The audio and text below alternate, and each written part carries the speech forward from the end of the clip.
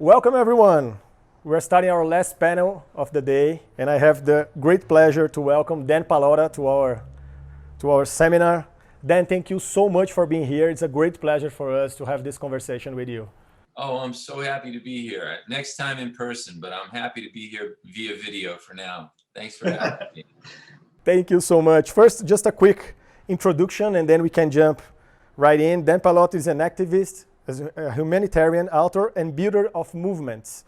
He's a pioneer in the national effort to transform the way our culture evaluates the character and impact of nonprofit organizations. Dan is an authority in this subject in the world. He's also the author of Uncharitable, How Restraints on Nonprofits Undermine Their Potential, which is like a huge bestseller in the United States. And also his newest book, The Everyday Philanthropist, A Better Way to Make a Better World, is a field guide for the average person who wants their lives to matter. So amazing job, Dan. Thank you so much for being here. And I would like to ask one first question. I would love you to tell us a bit more about you. Like, how did your career into the nonprofit sector begin, and what motivated you to devote yourself to this change? Well, you know, I was born in the 1960s, in the early 1960s, and in the United States in the 1960s, what was going on, there were sort of three things going on. You know, we had our president, John Kennedy, who was a very young, charismatic president, and his brother, Robert Kennedy, who was the attorney general at the age of 35. And they were visionary. And Martin Luther King was leading the civil rights movement. And these were young people talking about social justice and love. At the same time, we were deeply involved in the Vietnam War. So as a kid, every night on television, what I would see were, you know, soldiers, bloodied soldiers, and burned out Vietnamese villages, and night after night after night. And you're 7 or 8 years old, and you're saying to yourself, why can't anybody stop this? Is this the limit of humanity's imagination? It can't do anything about this horrible suffering and war. But at the same time, the United States was working on Apollo. We were working on this incredible mission to go to the moon. And I was 8 years old when Neil Armstrong first stepped foot on the moon. So I think for me, it was a confluence of frustration with futility, social justice, and big ideas, you know, big ideas, like going to the moon. And so, you know, I said to myself, I think as a fairly young person, I want to do something to help other people, but it has to be really big. You know, I want to do something really, really big. So I think, you know, those were the things that influenced me. And I feel lucky to have grown up in the 60s, you know, watching incredible things like that happen. Yeah, we can see all the time you talk about like your work, you have lots of reference that comes to the 60s, right? So, and Apollo program is one of them, and I'm sure we're going to talk a little bit about that later. But what was like your first experience into activism? Like, which lessons did you learn from it? But when you look to your activist personality? It was in college. I went to Harvard, and I chaired the Hunger Action Committee at Harvard. And we used to do small fundraisers twice a year that would raise a few $1,000s. But I was studying about world hunger, and I was learning about the massive mortality, you know, 20 million people dying every year, 2/3 of them children, mostly dying from diarrhea. And these events that we were doing on campus started to feel really small to me. And that frustration came up again, you know, of wanting to do something big, but I didn't have any big ideas. And then one summer I was riding my bike to the beach, and I had a little radio on the handlebars, and I heard a story on the news about these two guys who were riding their bikes across America, the entire continent, to raise money for cancer research. And it woke me up, and it made me realize that I haven't been thinking big enough. I've been thinking in the prison of the campus. It's time to bust out of that. And I want to take a large group of students on a bike ride across America. So we spent a year organizing it. And the summer before my senior year, 39 of us got on a plane here in Boston. We flew for 6 hours to Seattle, and we spent the next 9.5 weeks pedaling our bikes 4,256 miles across the continental United States. And we raised about $80,000 for Oxfam, and we were on television everywhere, and we got to ride around Shea Stadium before the Mets game, and we were on the Today Show, and I felt that I had achieved something important, that at least once in my life I wasn't going to die with my potential still in me. And then I moved to Los Angeles, and I happened to be gay. It was the height of the AIDS epidemic. It was before these life-saving drugs called protease inhibitors had been developed. I lost so many friends in their 20s, you know, and you were going to a lot of funerals of 26-year-old kids, 25-year-old kids, and you were meeting their parents for the first time at their funerals and memorial services in LA. And once again, there was nothing big the average person could do about it. You could stick a red ribbon on your shirt, you know. You could do the AIDS walk, which was 5 kilometers on a Saturday morning. Well, when you're losing your friends at that rate, you want to do something huge. And so I never forgot the power of that journey. And we started an event, and it was in California, and it was a 7-day bike ride from San Francisco to Los Angeles. You had to go the whole 7 days. You had to go the whole 600 miles. You had to sleep in a tent every night, and you had to raise a minimum of $2,000 in order to do it. And that had never been done before. Up until then, these kinds of events let people in no matter how much or how little they raised. That's a nice sentiment, but it's not a powerful way to raise money. And so that first AIDS ride netted $1 million. It was a lot more than we'd hoped. So we began expanding the AIDS rides all over the United States, and we did them in Alaska and Montana. We did them across the Canadian border. We did one from Amsterdam to Paris. In the midst of that, started looking at breast cancer and organized these events called the Breast Cancer 3 Days. They were 60 miles long, 3 days. Again, you had to go the whole 3 days. The first Breast Cancer 3-day netted $4 million, 4 times as much as the first AIDS ride. So we began expanding those all over the United States. Then we created an event for suicide prevention, a 26-mile beautiful candlelit walk through the night. And over the course of 9 years, we had almost 200,000 people ride or walk in one of those events. They raised almost $600 million. It was more money raised more quickly for those causes than any events in history. So that's sort of how this fascination with young leaders and the bigness of Apollo led to a bike ride across America, which led to hundreds of thousands of people doing long journeys, at least all over the United States. Now those events have raised about over $2 billion for important causes. That's so amazing and so huge. And I would love to jump to your very famous TED Talk on the way we think we look at charities are dead wrong. And I know you have some of those examples in your TED, but I would love to ask you about this TED. First, why do we look to charities in a wrong way? I know like the arguments and the explanation is quite amazing, so I'd love you to talk about that. And also ask you, why do you think this TED got so popular in the world? Because you talk a lot about like it's kind of a capitalism apartheid.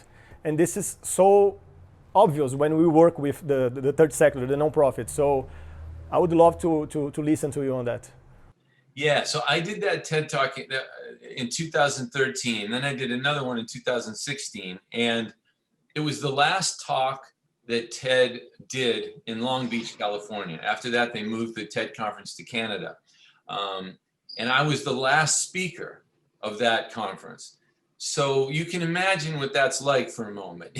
You psych yourself out for 4 days, right? You know you got to give this talk in front of all these important people.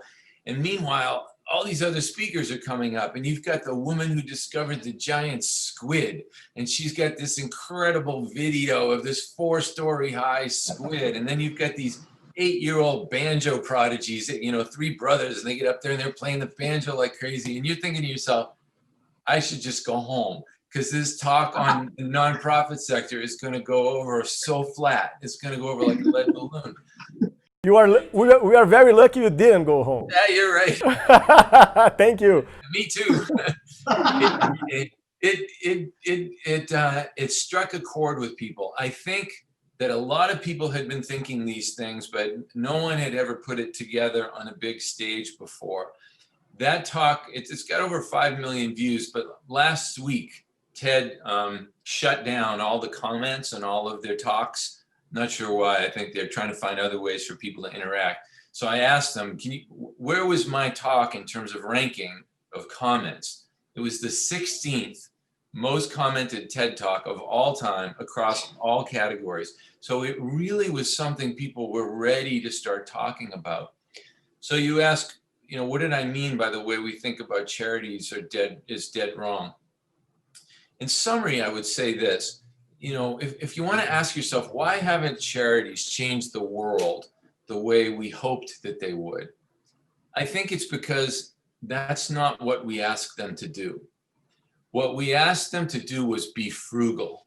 What we asked them to do was keep your overhead low and don't pay people very much money. And if you violate that rule, we won't give to you anymore. So that became the primary thing. Let's make sure we are appropriately depriving ourselves. Let's make sure our overhead low and our salaries is low. And whether we're making a difference, that will be secondary. So the best way to explain it is we have the nonprofit sector in prison economically, and we let the for-profit sector roam free, do whatever it wants. And there are 5 features to this prison that undermine the nonprofit sector's ability to really make a difference. One is in the area of reward. We let the for-profit sector pay people whatever they want in order to attract the best talent, but we don't want nonprofits to use money to motivate people. We have an angry, judgmental reaction to the idea that anyone would make much money helping children or helping the poor. But what's interesting is we don't have a judgmental reaction to big corporations that aren't doing anything to help the poor or help children, yet they pay people huge amounts of money.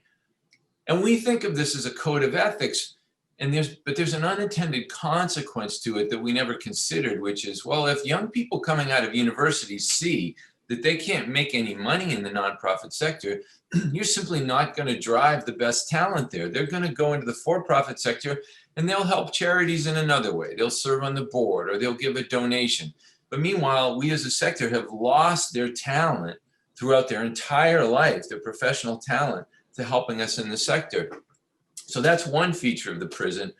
The second feature of the prison is advertising and marketing, where we don't want nonprofits to spend our donations on advertising. We want every dollar to go right to the poor or right to the children. Well, think about that for a second. If we tell the for-profit sector, well, you go spend as much as you want on beautiful television ads and billboards and stores to sell beer and potato chips and jewelry and cars, but nonprofits, you got to stay silent. Where do we think all the money's going to go? Right? All the money is going to go into consumption because these organizations over here can't talk. So charitable giving in the US has remained stuck at 2% of GDP ever since we started measuring it in the 1970s. In Brazil, charitable giving is about 0.2% of GDP, and it hasn't moved there either. So the percentages are one thing, but the larger point is the fact that they haven't moved. They haven't changed in years. Why? Well, because we've told nonprofits you can't market. So if you can't market, how could you take market share away from the for-profit sector? I was speaking in Charlotte, North Carolina. It's a community here with huge poverty problems. So they commissioned a big study. And on the cover of the study was a question: how do we create a community of caring? As if that's a really difficult question to answer. And I don't think it's a difficult question to answer at all. How do we create a community of caring? The same way we created a community of consumption. We invest in it massively every single day. Billions of dollars telling people, go buy beer, go buy wine, go see this movie, buy that car, buy this coat, buy these sneakers. But you don't hear, when are you hearing, give from your heart? Show your love. When are you seeing a billboard that says that? Where are you seeing a beautiful store like the Apple Store that is an edifice to your compassion? So that's why we have this lopsidedness. And until we change that dynamic, the lopsidedness isn't going to change. The third part of the prison is risk taking. Elon Musk can take a risk, sending astronauts to the International Space Station, trying the Hyperloop, building electric cars. Snapchat was a risk. TikTok was a risk, Uber was a risk, you name it, Amazon was a risk. But we don't want nonprofits to take risks to find new ways to raise money, because we want all that money, again, to go to the needy. So if you can't take a risk, you can't figure out a new way to raise money. If you can't figure out a new way to raise money, you can't really raise much more. So you're always going to be small. If you're always small, how could you ever solve gigantic problems? Fourth one is time. You know, Amazon's a great example. I used it at TED, 6 years, no profit to investors, none. And the investors had patience. They said, we'll wait it out 20 years. But if a nonprofit ever had a dream that where for 6 years, no money's going to the needy, imagine that. It's all going to be invested in generating scale so something big can happen in year 7, we would call the government authorities. And then the fifth part of the prison is capital and profit itself.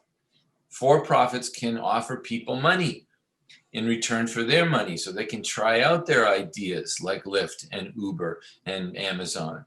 But nonprofits can't. You can't pay a profit in the nonprofit sector. So the for-profit sector has all this play money, all this idea money, all this experimentation money, and nonprofits have none of it. So if you put those 5 things together, you can't use money to lure talent away from the for-profit sector. You can't advertise to let people know the good that you do. Can't take any risks to find new ways to raise money. Got to make everything happen every 12 months because that's how we measure you. And you don't have a capital market. You don't have a stock market. Well, you've just put the nonprofit sector in a box at the most extreme disadvantage to the for-profit sector on every level. And then we wonder, why aren't they changing the world? They're not changing the world because they're in prison. And then why do you think we think like this? Like, where do those broken ideas come from? I think wherever there's the concept of original sin, I think it's the roots are in religion. Wherever you were taught, and you know, the Catholic Church in Brazil, I'm Catholic, where I went to Catholic school with nuns and priests and telling me at the youngest age, you are evil. So did I. You are evil and you were born evil. You were born with original sin and you can try, and maybe there's a little chance you'll overcome it, but you're basically evil. So charity becomes this way that we compensate for our evil nature. It has nothing to do with changing the world. It's all a compensation for the fact that we're not good people. And that's why we're religious about these ideas. We're very rigid about these ideas because we're worried that if you mess with that, we're all going straight to hell. And the TED was recorded in 2013, right? Do you see any advance on this agenda? Like, do you see things getting a little bit different now, or do you still see like the same problems in the same level still? I do see things getting different. We've had big changes in the United States at the level of foundations. About 6 weeks after I gave my TED talk, 3 of the big evaluating agencies here issued a big press release in which they told the general public to stop asking about overhead and salaries and to start asking about impact. Some of the big foundations here, like Ford, have doubled the rate of their spending on salaries and things like that. So things are starting to change at the level of leadership, but at the level of the general public, if I go out in the street, it's the same as it ever was. And so that's where we really need to create change. Mm-hmm. And you also talk a lot about the conflict between overhead investment and the cause investment, the money that go direct to the beneficiaries. Can you explain a little bit more on that too? Yeah, well, so what keeps these ideas in place, right? Like, why do we have this prison? Well, it's because we're all taught that charity should spend as little as possible on the things we call overhead. And you want as much money as possible going to the cause and as little money as possible going to overhead. And what that means, if you're suppressing overhead, it means you're telling the organization you can't spend any money on fundraising. It's all got to go to the cause. All right, let's think about what that means. If I can't spend money on fundraising, I can't find other people to give. I got to keep coming back to you year after year after year. And I got to ask you for more and more and more. Now, is that really what you want? No.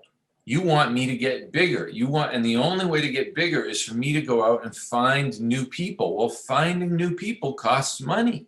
And if I can't make an investment in fundraising, if I can't make an investment in inspiring our civil society to get involved in these causes, we're always going to be small, and I'm always going to have to ask you to pay for my small little budget.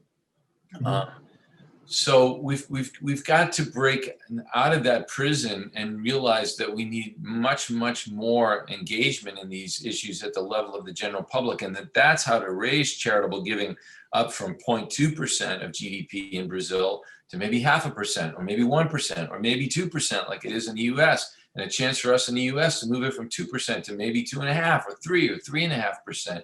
Now you'd be starting to talk about enough money to really, really create serious change.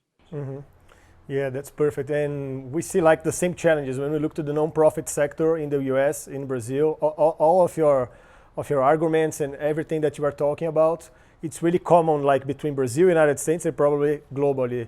And I wonder, like, how can the nonprofits change the mindset of donors? How can we really like, how can the nonprofits like influence the givers, the donors, to understand this that we are talking? That's a great question. So we have to start to realize that the key to our success is donor literacy. Now, we've never really thought about donor literacy before. It's not a term most of us have ever heard. We've just spent years and years hoping that donors would change their attitude. Well, hope is not a very powerful strategy. Donors think a certain way. They've always thought that way. They've been taught that that is the right way. So if you're going to change the way they think, you've got to start to be proactive about it, which means in the way every nonprofit has a finance department and a fundraising department and a program department, every nonprofit should have a donor literacy department. What are you doing consistently, all persistently, to change the way your donors think about these things? Not just what's one thing you're going to do, like have Dan come to a video seminar once and then hope that's going to change everything. But what are you doing consistently and persistently to change the way donors think? Now, the first thing people will ask me when we start to talk about how do I change the way donors think, the first question they'll ask me at every conference I speak at is, what can I say? Right? Sounds logical. Yeah, what can I tell my donors? Nothing. If that's the question, what can I say? Like, what's the sentence? What's the 2-minute pitch that's going to change the way a donor thinks? It doesn't exist. You've got to start to think about repetition, and you got to start to think in the long term. You've got to repeat the messages over and over and over again, and you need tools to do it. So for years, I'd go around speaking and I would tell people, look, you got to have courage. You got to come out to your donors. You got to tell them that low overhead isn't the way to make change, that a great dream set in time is the way to make change. And, you know, I'm gay, and the way we got gay marriage was through courage. You know, we came out and we told our parents, so you got to come out about your dreams. So I'd leave, and the next week people would go to talk to their donors, and nothing would come out right, because they don't do this every day the way I do it. So they would find themselves at the wrong end of a gun, you know, and the donor would win the argument again. So a couple of years ago, I decided that I need to create some tools for people. How about, instead of them trying to say it, how about if I say it for them? So I created some tools for some specific audiences. First of all, for donors, I wrote this little book that just came out this year called The Everyday Philanthropist that you mentioned. And it's a little book, you can see, you know, and it takes an hour to read, and it's got like big graphics and big text. Wow, so yeah, so it's for the average person. Like, I give it to my mother, I give it to my kids, I give it to my dentist, my doctor. It's for everybody. So here's a tool you can use, you know, and I don't know, we could translate it into Portuguese. Here's a tool you could use, spread it around, you know, buy them for everybody to change the way they think. So this is for your average people around you. And then I put this training, I do this training for staff and for boards, and it usually takes a whole Saturday to do it. And it takes people more deeply into these issues. So I created it online last year, and it's called the Bold Training. And it's 3.5 hours, you know, and your board can do it, and your staff can do it, and that will take them deeply into these issues. And then just last week, we started to put all this stuff into these kits. So you can get these kits, you know, and they say today's the first day of the rest of your impact. And it's got this and other reading and stuff in it. So if people are looking for tools, they can go to danpallotta.com and they can find all of this stuff. And it doesn't have to be difficult. You don't have to figure out how to say it. You don't need to start to write all kinds of manuals and things. You can start with some of these tools. And then, you know, there are lots of other, you can use the TED Talk. There are articles coming out all the time about these issues. You can discuss those at your board meetings. You can discuss those at your staff meeting. But the point is, you've got to create an environment of thinking about this. You've got to create an ecosystem where change is in the air. And you're just regularly talking to people about the old way doesn't work, the old way doesn't work, the old way doesn't work. And you got to repeat it.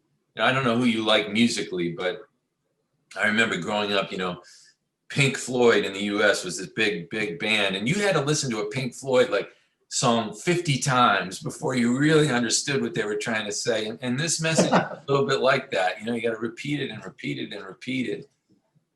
And do you think the pandemic like kind of made it stronger, like made it more obvious than ever? Like we need even more and more tools, because as we are talking a lot about this in Brazil. We have a group here in Brazil. It's called Movimento por uma Cultura de Doação, which translates to a movement for the culture of donation. And what we try to do there, it's like a huge group today. We have more than 100 professionals from the third sector, for-profit sector, academic, and all kind of people related to the nature of discussion of culture of donation.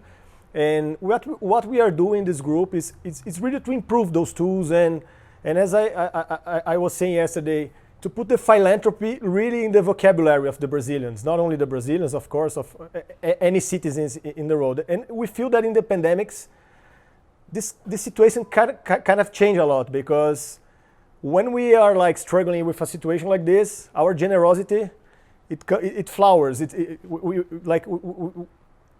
We have to help other people. So what's your vision that do those tools really like got stronger during the pandemics, and what do you see next? I think the pandemic is demonstrating the need for a very, very robust, huge nonprofit sector. I think the pandemic is showing us how ill-conceived it has been to underfund nonprofits, because we need them now, and many of them are going out of business because we've had them in this economic prison. And I think any time is a good time to start teaching people a different way of thinking about giving. So I applaud, you know, the effort to increase philanthropy in Brazil, and we have efforts like that in the United States. But you must be very careful not to expand the old way of thinking about philanthropy. You must be very careful that new philanthropy also thinks anew about how to do it. That philanthropists realize, look, you know, I work with many of the most famous billionaires in the world on philanthropy. And the first thing I tell them is stop giving your money to the children. Stop giving your money to the poor. Start finding the best organizations you can find that help children and that help the poor, and give money to their fundraising departments. Ask them for a business plan specifically for fundraising so that they can go out into the community and find more givers and raise more money. I saw a study, 52% of Brazilians who give say the primary reason they give is that it makes them feel good. Well, on first thought, giving to fundraising might not make you feel good, right? It might feel better to know the money's going directly to the child. But when you realize giving money to fundraising raises more money, which means a lot more money going to children, you can feel better than you could ever have felt if you sent it directly to the poor. When we started the AIDS rides, well, maybe the breast cancer 3 days, an even more powerful example. When we started that, we started with $350,000 in the form of a loan. And we multiplied that in 5 years. In 5 years, we multiplied that 554 times into $194 million net after all expenses in unrestricted money for breast cancer research. How stupid would it have been to take that $350,000 and spend it on breast cancer research? And then it would be all gone. That would be it. Instead of spending it on a carefully crafted business plan for turning that $350,000 into tens of millions of dollars. So that's how donors, especially business people with serious money, they've got to start to think about invest in growth, invest in growth, invest in growth. That's your way to help the children. Multiply the money, multiply the money. That's a great example. And jumping a little bit to your second TED Talk, you wrote a blog for Harvard Business Review about what nonprofits can learn from the Apollo program. And as I said before, I would love to explore a little bit on that. Can you tell us about the reference that you use on the Apollo program and related to your second TED Talk, which is like also very popular in the internet? Yeah. Do you guys use the phrase moonshot at all in Brazil? Actually, not exactly here in Brazil, but sometimes in some different kind of works, yes, we do. So, probably it gets used a lot more in the U.S. because Yes. we went to the moon, right? People nowadays they talk about moonshot, moonshot, moonshot.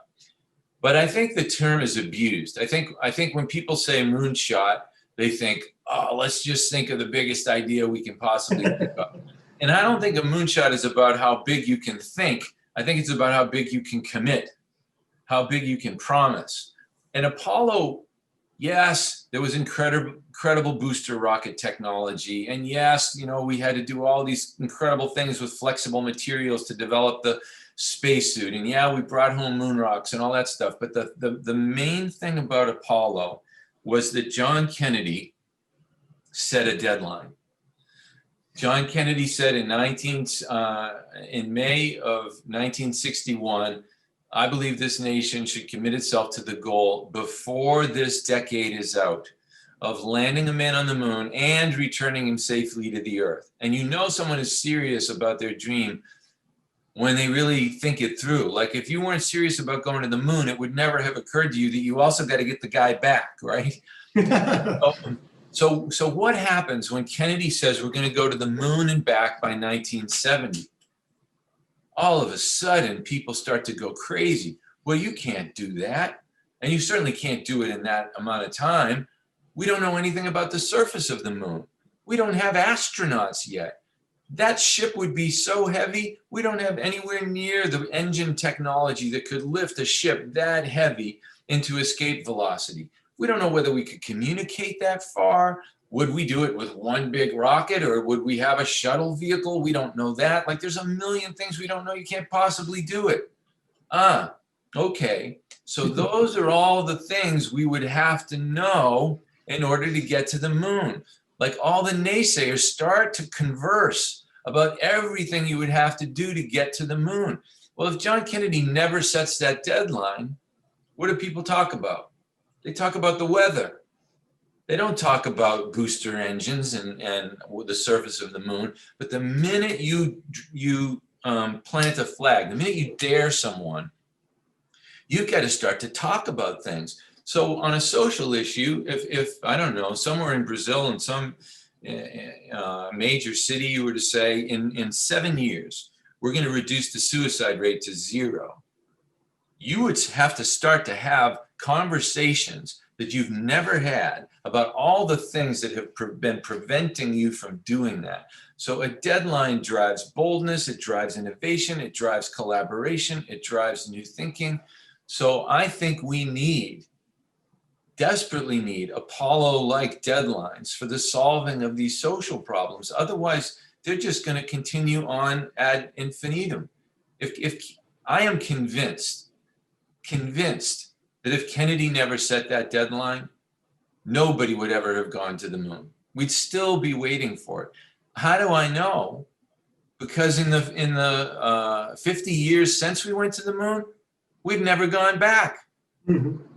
Because nobody's set yet another deadline for returning. Now, Elon Musk may be the one to take us back, because he's a guy that like thinks in those terms. He sets deadlines, right? And nonprofits have to start to think that way. And what should we say to people who thinks that dreams are too intangible? Like, do we need anything else than only the dream itself? Yeah, well, you know, people say, well, dreams are silly, dreams are for kids, dreams are sophomoric, they're not serious. Look, a dream taken seriously, underlined taken seriously. I agree that dreams with no seriousness behind them, they're sophomoric, but if it's taken seriously, those are the most sophisticated things known to humanity. Those are the things that teach us new technologies. Those are the things that lead to breakthroughs. Those are the things that lead to innovation. So I think a daring dream taken on by serious, intelligent individuals, those are not silly or sophomoric. They're the most sophisticated things known to humanity. And look, those are the only reason we deserve to get out of the prison. We don't deserve to get out of the prison just for the sake of being able to pay people more. It all has to be in the service of some great dream for ending suffering, right? The reason I want to spend more on fundraising, the reason I want to find the best talent, the reason I want to take risks is because I want children to stop suffering. I want the illiterate to be able to read. I want the homeless to have homes. And I want it to happen by this date. Now, give me everything I need to make that happen. If you just ask for it because I want to be a bigger nonprofit, there's no moral premise for it, you know. And then getting a little bit back on the donation ecosystem in Brazil compared to United States. As you told before, like we are talking about 2% of the GPD in the United States, and we're talking Brazil of 0.2%. What do you think that Brazil, I'm not sure if you deeply know the donation ecosystem and the challenges we have here in Brazil, of course, but what do you think that we can learn from the United States? Because it's very common here when we are discussing, for example, we work here at MOL, our company, with lots of retailers to promote micro donations. That's our platform. And the differences are huge between the numbers that we can raise here and what we see in the United States. That's only one example when we look for this market. So what could you say to us, like, what can we learn from the United States that we can do better here in Brazil? I think since the charitable sector is younger there, you can learn from a lot of our mistakes and not entrench this prison system. But look, in some ways we're all right. We're 2%. You're 0.2%. So we must have done something better. Well, I think one of the issues is there's a lot less reliance on government social programs here. So you know, in countries like Western Europe, where there's a lot more government social programs, people feel less of a need to donate because they feel like the government's taking care of that. So that's one thing. The other thing is we probably, though we dramatically underinvest in marketing and advertising, we probably invest more than you do in Brazil to stimulate giving. Also, you know, the giving there tends to be 50% to churches. In the U.S., about 20% is health and human services. About 80% is divided fairly equally between churches, hospitals, and higher education. So the fact that higher education has a very sophisticated, like the University of Southern California, they have 500 major gift officers. They doubled the number of major gift officers in just 5 years, so from 250 to 500 major gift officers. So that grows the sector a lot. So so in some ways, what we're doing better is we do more fundraising, but in other ways, we're both stuck. You're stuck at 0.2% and we're stuck at 2%, and we both need to be bigger. So the message to both countries is you're never going to move the needle on that. Never, ever. If you don't make serious investments in outreach and fundraising and growth, simply relying on corporate partners to hand you whatever crumbs they have left from their marketing desires is not going to do it.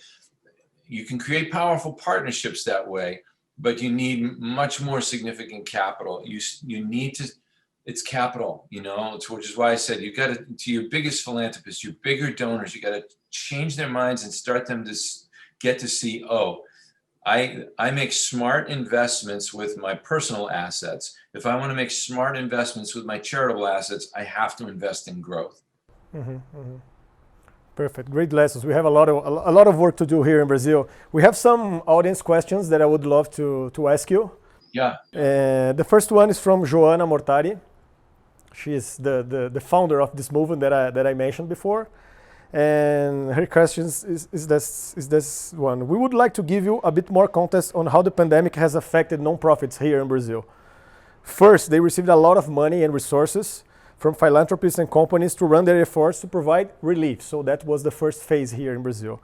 The problem is very few donations were sent directly to the nonprofits themselves, which meant their actions were not paid for. And that's a huge challenge we have, especially after the pandemics. There was no long-term investment in the nonprofits here in Brazil. How alarming is that, and how can we encourage givers to invest in nonprofits and not just their initiatives, especially when we look to the road after the pandemics? Yeah. So let me put you on the spot, Rodrigo. You've listened to me for 40 minutes now. How would you answer that question? I would answer in the following way. Just listen to the 40 minutes of conversation between me and Dan Pallotta. All right. So here, I'm going to tell you how to answer it, and then the next time it gets asked, you can answer it. So the essence of the question is, how can we get people to invest in the organization rather than just the initiative? Again, donor literacy. You've got to start to establish donor literacy as an important component of what you do. I think the reason it hasn't been distinguished in the US or anywhere else around the world is because we just accepted it as a given. This is the way donors think. This is the way donors are always going to think. I have to fashion my dreams inside of a box where donors think that way, and you can't ever change the way they think. What I want to tell you is you can change the way they think. You can actually change the way they think. And I get great encouragement. I speak all over the world. I'll walk into a room, might be 20 people, might be 5,000 people. And, a lot of people are like this, they've got their set ideas about it. An hour later, they're coming up to me and they're saying, I never thought about it this way. I'm going to completely change the way that I give. People lead busy, busy lives. At the top of their priority list is their family, their children, their marriage, their health, their career, vacationing, their home. Somewhere way down the bottom is the economics of the nonprofit sector, right? It's just not something people think about very much. It's why they keep their same old ideas. So this is where we need to intervene, because we're the only ones that are going to do it, and give them a new way of thinking. When I came out to my parents when I was 19 and I told them I was gay, they were so depressed. You'll never have a family. You'll be ridiculed throughout your life. You'll never be able to have the career that you want to have. You'll never get married. Well, now it's many years later. I'm married to a wonderful man. We've been together 20 years. We have 3 beautiful children. They're our own biological children. They're 13 years old. My parents, thankfully, are still alive, and they say that these kids have reinvigorated our lives. What an amazing thing that the thing they thought was the end of my life when I was 19 becomes the beginning of their lives in their 80s. Things can change. We have changed the way people think about seatbelts. We have changed the way people think about the 4-minute mile. We've changed the way people think about gay marriage. History is nothing but a record of change. And the service to which we have been called is to change the way people think about charity. Because it's time now. We've moved, through the industrial age. It's time now that we eradicated poverty and illiteracy and homelessness. It's time. And the only way we can do it is if we change these old ways of thinking about charity. So how can you get donors more interested in investing in the organization than in the initiative? You've got to teach them. You've got to put time and resources and empathy and compassion into teaching them. They don't do this because they're evil people. They don't do it because they're stupid. They don't do it by and large because they're stubborn. There are always some stubborn people around, but by and large, I've found no, most people are not. They do it because nobody told them to do it a different way. This is so inspiring, Dan. Thank you. And we have one last question. This one is from Patricia Lobacaro, and she asks, Dan, any advice on educating nonprofit board members on the need to invest on team development and infrastructure for the organizations to grow and sustain their impact? So when we look to the board members of those organizations. Yes, have them do the bold training online. Look, I could give you like 17 words here. You'll forget them, and even those 17 words won't make a difference. But this is a beautifully sophisticated program. It's 7 modules. It's in plain spoken language. People can go at their own pace. It's got quizzes embedded in it. I have organizations here in the United States, they have their entire board do it. They have their entire staff do it. Some of them have sent them to their hundreds of their donors to do it. So, just go to danpallotta.com, and whether it's this or the Everyday Philanthropist or one of the kits, there are tools there, literacy tools that you can put in place to train the way your board members think about it. And it's very specifically aimed at board members and staff. And you say, aren't those 2 different roles? Well, yeah, they are 2 different roles. But if they aren't on the same page about investment in the strength of the organization, there's no sense in even talking about the difference in the roles. Mm-hmm. So it doesn't have to be a struggle. 5 years ago, I hadn't produced tools like this, and they didn't exist in the world, and they still don't exist anywhere else. But now I've worked hard on them. They're there for you to use, and I encourage you to use them. And now we have the effort to translate them into Portuguese if they're still not. So let's focus on that. Let's do it. Perfect. Dan, thank you so much. The conversation was amazing. I would love to hear any final thoughts that you have for our audience. And it's your word. Yeah, well, thank you, Rodrigo. I appreciate it. I'm glad we were able to make it happen. The last thing that I would say to people is, you don't deserve to be in prison. Stop accepting that as your fate. Stop accepting the idea that you got to think really small because you're a charity. I have this ribbon, this tattered ribbon on the cover of my book, Uncharitable. And I went to a store in Los Angeles after I wrote the book, and I bought this piece of linen, and I ripped it apart, and I found an oil stain in the street, and I ground it in, and then we took a beautiful shot of it. And for me, it's a symbol of the desecration of our dreams on the altar of appearances, on the altar of small thinking. And I think more than anything else, we have to return to the wild-eyed dreams that got us into this work in the first place, when we felt that we were more powerful than these problems that confront us, and that we had every bit as much a right to our dreams of a better world as Elon Musk and Jeff Bezos and Mark Zuckerberg have to their dreams. None of us wants our gravestone to read, "We kept the charity overhead low," right? We want it to read that we changed the world. And if we can get people to change the way they think about these things, that's exactly what we could do. And we have a right to do it. Elon Musk is taking people to the moon and changing the whole global automobile fleet to electric. We have a right to say we're going to end hunger around the world. We're going to end illiteracy around the world. And we cannot do it inside of this cage. Perfect. Let's dream big, right? Yeah. Thank you so much, Dan. It was a great pleasure. Rodrigo, great. I hope to see you in person someday again. And thank you for having me. And thanks to everyone that took the time to listen today. I hope so. Thank you so much, Dan. Bye. Bye-bye.